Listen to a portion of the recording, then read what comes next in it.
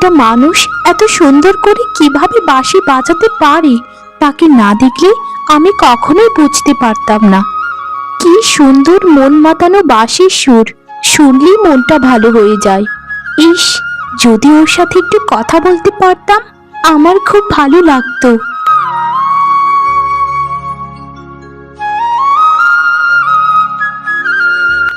আমাকে যে করেই হোক ওর পরিচয়টা জানতেই হবে, না হলে যে আমার মনে শান্তি নেই। আচ্ছা, আমি অপেক্ষা করি, সে যদি ঘুমিয়ে পড়ে তারপর তাকে সামনাসামনি একটু গিয়ে দেখে আসবো। এখন যদি হঠাৎ ওর সামনে গিয়ে দাঁড়ায় সে হয়তো ভয় পেয়ে যাবে আমাকে। এরপর কিছুক্ষণের মধ্যেই ওই রাখাল ছেলেটি ঘুমিয়ে পড়ে। রাখাল ছেলে বাঁশি বাজানোর সময় যে পরীটি উকিঝুঁকি মারত সেই পরীটি ছিল পরীরাজ্যের রানীর মেয়ে। আহারে, তার কি নিষ্পাপ চেহারাটা, দেখলে বড্ড মায়া লাগে। এখানে থাকতে থাকতে আমি যে ওকে ভালোবেসে ফেলেছি। এখন আমি কি করব আমি কিছুই বুঝতে পারছি না। কারণ যদি এই কথা আমার মা জানতে পারে তো আমাকে মেরে ফেলবে অথবা পরিরাজ্য থেকে বহিষ্কার করবে। আর আমি তো ভুলে যাচ্ছি একটা পরি মানুষই কখনোই ভালোবাসার সম্পর্ক হয় না। কিন্তু এই কথাও তো সত্যি যে ভালোবাসা কোনো ভেদাভেদ মানে না।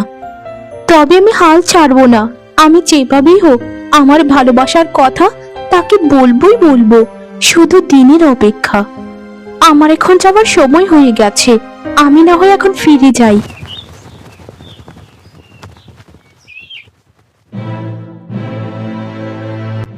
কে রে বাবা, মাত্র তোর আসার সময় হলো, জানিস না আমার শরীরটা ভালো নেই? তবু কেন বাবা সবসময় দেরি করে আসিস? তুই তো আমার কোনো কথাই শুনিস না। তোমার কোন কথাটা আমি শুনিনি বলো তো মা, তুমি শুধু শুধু মিথ্যে কথা বলছো। আচ্ছা মা, বলো তো আমি কি তোমায় ভালোবাসি না একটু? সারাটা দিন যে একটা বাঁশি হাতে নিয়ে ঘুরে বেড়াস, তা কি তোর সংসার করার কোনো ইচ্ছে নেই? কতবার তোকে বলেছি যে আমার বয়স হচ্ছে, তোর তো একটা সংসার করা লাগবে নাকি? বিয়ে কর, আর একটা বিয়ে কর।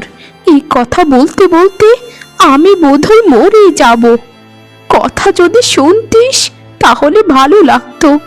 মা, ও মা, তুমি কেন বুঝতে পারো না বলো তো? আমি তো এই ভয় করি না, আমি তো অন্য কিছুই ভয় পাই। আজকালকার মেয়েদেরকে দেখো না মা, কেমন যেন তাদের আচরণ। যদি একটু এদিক ওদিক হয় তাহলে আমাদের সুখের সংসারটা নরক হয়ে যাবে। আমি কি তোমার জন্য যথেষ্ট নই মা? আর কাউকে লাগবে না আমাদের সংসারে, বুঝেছো? এভাবে কি করে হয় বাবা বল? আমার কি ইচ্ছে করে না একটা নাতি নাতনির মুখ দেখতে? আমার কি মন চায় না একটু ঠাম্মি ডাক শুনতে? বল। আচ্ছা, তোকে আর কিছু বলবো না, তুই যা ইচ্ছে তাই কর গিয়ে।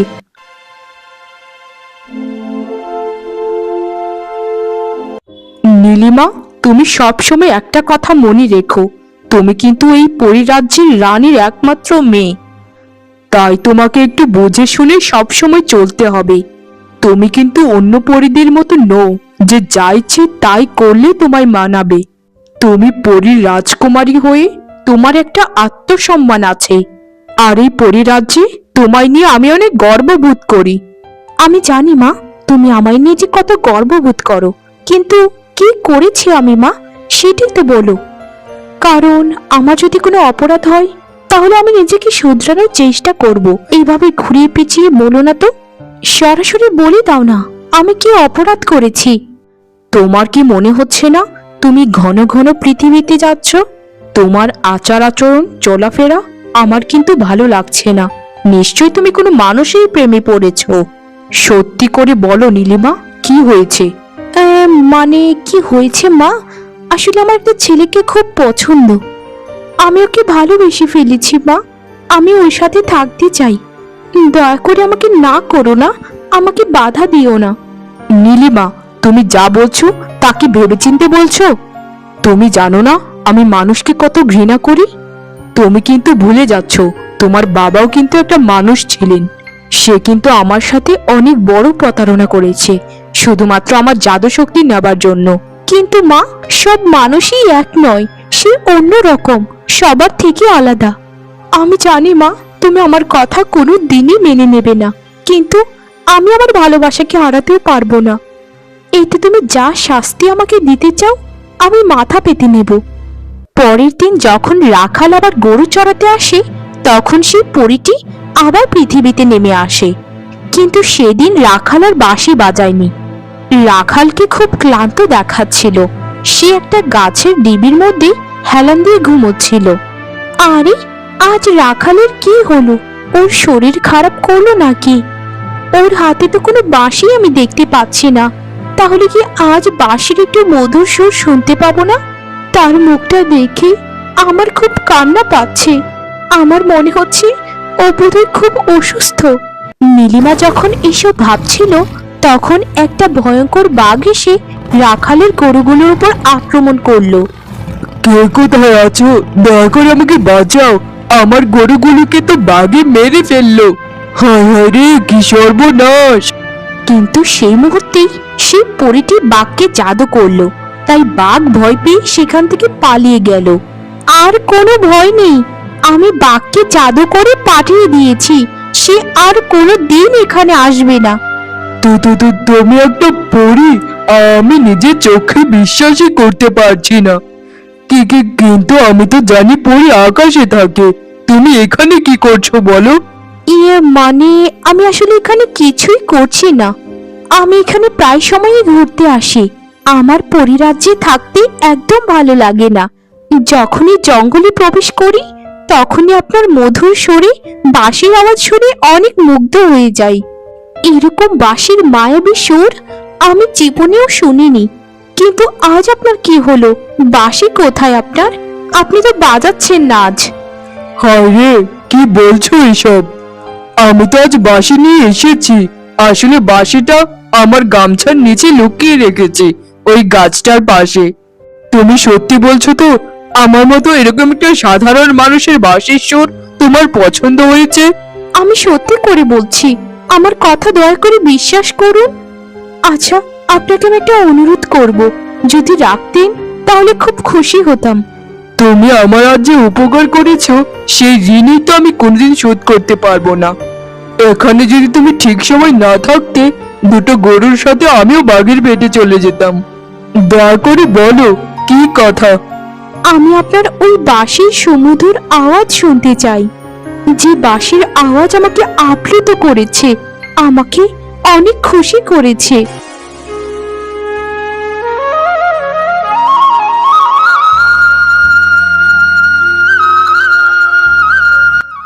নীলিমা, তুমি যদি কিছু মনে না করো, আমি তোমায় একটা কথা বলতে চাই। হ্যাঁ হ্যাঁ, বলো না, কি কথা? আমি তোমার সব কথা রাখতে রাজি আছি। আমি তোমাকে বিয়ে করতে চাই নীলিমা। তুমি আমাকে বিয়ে করবে? তুমি সত্যি বলছো? তুমি আমাকে বিয়ে করবে? হ্যাঁ হ্যাঁ, আমি তোমাকে বিয়ে করতে চাই, তোমার সাথে সংসার করতে চাই, তোমার সাথে সারা জীবন কাটাতে চাই। আমি সবকিছু ছেড়ে দিয়ে তোমার সাথে চলে যাব, শুধু তোমার সাথে। সত্যি বলছো তুমি নীলিমা? তুমি আমাকে সত্যি এতটা ভালোবাসো? আমি তোমাকে আজই বিয়ে করব। বিয়ে করে আমি আমার বাড়িতে নিয়ে যাব তোমায়। কিন্তু নীলিমা, তোমার মা কি কখনো আমাদেরকে মেনে নেবে বলো? জানি না মা আমাদেরকে কোনোদিন মেনে নেবে কিনা, তবে একটা কথা আমি বিশ্বাস করি, আমাদের ভালোবাসা দেখে একদিন না একদিন মেনে নেবেই। আচ্ছা নীলিমা, আমি সেই দিনের অপেক্ষাতেই থাকবো। হ্যাঁ গো, আমিও ওই অপেক্ষাতেই থাকবো। মা, তুমি আমাকে বলতে না যে একটা বিয়ে কর, বিয়ে কর? এই দেখো, আমি বিয়ে করে এনেছি তোমার বৌমাকে। মা, তোমার বৌমাকে কি তোমার পছন্দ হয়েছে বলো? এখন তো তুমি খুশি হয়েছো, তাই না মা? বাহ বাবা, এ তুই কি বৌমা আনলি রে! এ তো যেন কোনো মানুষ নয়, এ তো দেখা যাচ্ছে আকাশের পরীর মতো। আমার সব দুঃখ কষ্ট এক নিমিষেই দূর হয়ে গেল রে বাবা।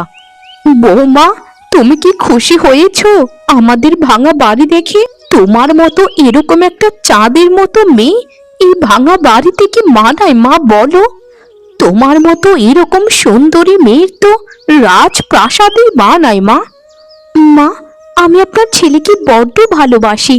তাই আমার কাছে মাটির ঘর হোক আর গাছের ছায়া হোক, আমি সব জায়গাতেই থাকতে রাজি। আপনি কোনো চিন্তা করবেন না মা, আমি আপনার সব থেকে ভালো বৌমা হয়ে দেখাবো। আর আজ থেকে তুমিও আমার মা, আমার নিজের মা। আমারই পরিবারটা যেন সবসময় হাসি খুশি থাকে, সেটাই আমি সবসময় কামনা করি। আজ থেকে আর তোমায় কোনো কাজ করতে হবে না মা, সব কাজ আমি একাই করব। ছি ছি ছি ছি ছি ছি, পরিরাজ্যের রাজকন্যা তো আমাদের সব পরির মান সম্মান খেয়ে দিল। সে তো একটা সামান্য রাখালকে বিয়ে করেছে, এটা তো পরিমা নিশ্চয়ই জানেন না। আমি চাই এখনই পরিরাজ্যে ফিরে যাই, গিয়ে রানীমাকে সবকিছু খুলে বলি। জানি না পরি রানীমা এইসব কথা শুনলে তিনি টিকবেন কি করে। আমারই তো দেখে কেমন যেন লাগছে, সে কিভাবে পারলো পরিরাজ্যের মান সম্মান নিয়ে খেলতে।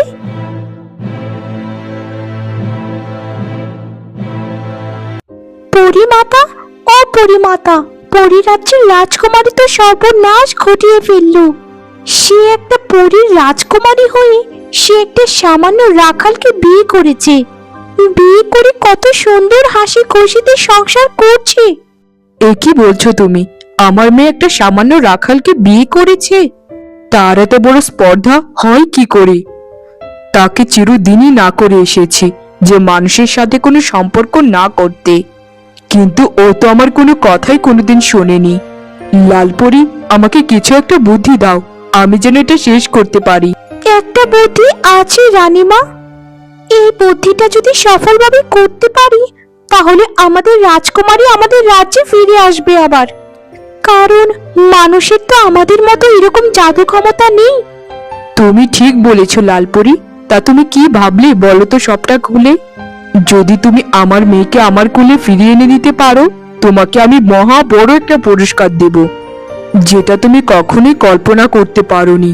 তাড়াতাড়ি বলো তোমার পরিকল্পনাটা। তাহলে শুনুন রানীমা,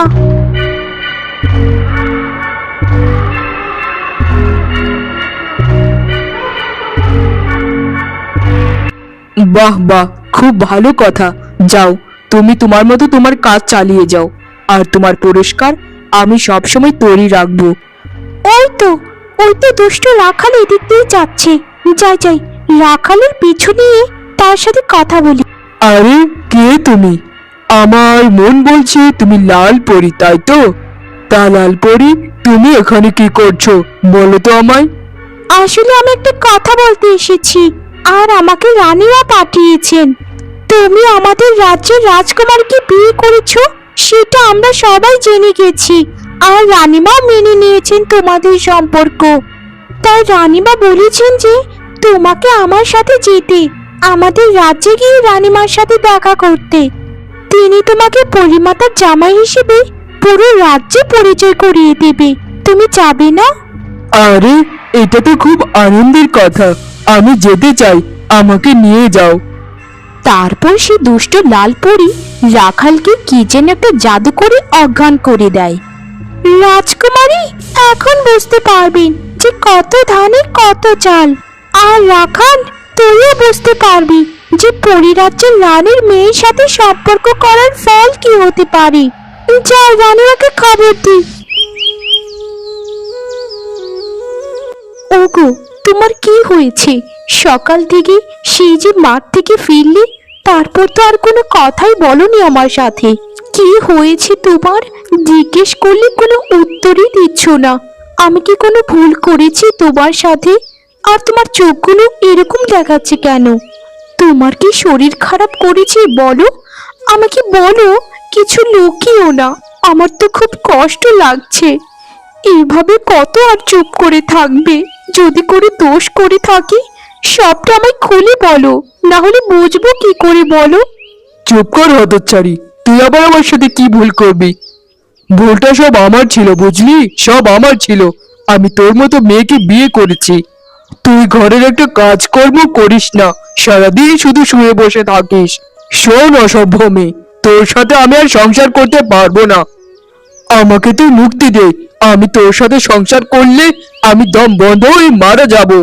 নিজেকে তুই কি ভাবিস, কোনো রাজকন্যা হয়ে গেছিস যে আমার সাথে যেভাবে ইচ্ছে সেভাবে কথা বলবি? শোন, আমার এক কথাই, তোর সাথে আমি আর সংসার করতে পারবো না, না, না। বেরিয়ে যা। তুমি সব কি বলছো আমায়? তুমি যা বলছো তা কি ভেবেচিন্তে বলছো? আমি তোমার নীলিমা, আমি তোমাকে বিয়ে করেছি ভালোবেসে। তুমি তো আমাকে খুব ভালোবাসতে, কিন্তু হঠাৎ আমার সাথে এরকম আচরণ করছো কেন বলো? তোর সাথে আবার কেমন আচরণ করব আমি? তোকে কি পুজো করব? তোর জন্য ঘরে একটু শান্তিতে বসতে পারি না, সারাটা দিন শুধু বক বক বক বক করেই চলেছিস। যা বলছি, আমার বাড়ি থেকে বেরিয়ে যা। ঠিক আছে, আমি তোমার সব ইচ্ছেই পূরণ করেছি, এই ইচ্ছেটাও না হয় পূরণ করব। আমি কয়েক ঘন্টা পরই সারা জীবনের মতো এই পৃথিবী ছেড়ে পরিরাজ্যে চলে যাব। মা ঠিকই বলেছিলেন যে মানুষকে কখনো বিশ্বাস করিস না। আমি সারা জীবনের মতো চলে যাচ্ছি তোমায় ছেড়ে। তোমার শেষ ইচ্ছে আমি পূরণ করে দিয়ে গেলাম। জানি না আমার কি দোষ ছিল, তবে একটা কথা জানি, আমার কোনো ভুল ছিল না। তবে আমার সব থেকে বড় ভুল ছিল আমার মায়ের কথা না শোনা। যদি আজ মায়ের কথা শুনতাম তাহলে আমার সাথে এরকমটা হতো না।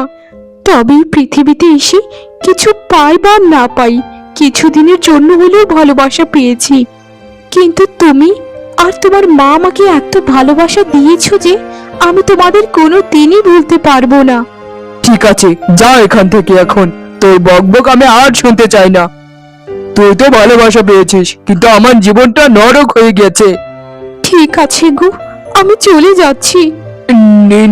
নীলিমা, ও নীলিমা, এসব কি দেখছি আমি? তুমি আমাকে ছেড়ে কোথায় যাচ্ছ নীলিমা? আমি তো কিছু বুঝতে পারছি না। বলো, তাড়াতাড়ি বলো আমাকে। আমাকে ক্ষমা করে দাও। আমি তোমার সাথে কি অন্যায় করেছি আমি জানি না কিছু। মানে তোমার কিছু মনে নেই? ও, আমি এখন বুঝতে পারছি, সব কিছুই ছিল আমার মায়ের পরিকল্পনা। আমাকে ছেড়ে যেও না নীলিমা, আমি মরে যাব তোমাকে ছাড়া। তোমাকে ছাড়া আমি মরে যাব নীলিমা। তোমার পায়ে পড়ি, আমাকে ক্ষমা করে দাও। আমাকে বিশ্বাস করো নীলিমা, আমি কিছুই জানি না, কিছুই আমি মনে করতে পারছি না। লালপরি, আমি যা ভাবতাম সব কিছুই মিথ্যে হয়ে গেল। আমার মেয়ে ঠিক কথাই বলেছিল, সব মানুষ এক নয়। যেখানে তোমার দেওয়া জাদুশক্তির প্রভাব 1 বছর পর্যন্ত থাকতে পারে, সেখানে কয়েক ঘন্টাতেই শেষ হয়ে গেল। সে আমার মেয়েকে সত্যিকারের ভালোবাসে লালপরি, প্রচন্ড ভালোবাসে। তাই পরীর সব থেকে শক্তিশালী জাদুশক্তিও তাকে নত করাতে পারল না। আমার মেয়ে সুখী থাকুক লালপরি। চলো আমরা রাজ্যে ফিরে যাই, তাকে তার মতো থাকতে দেই।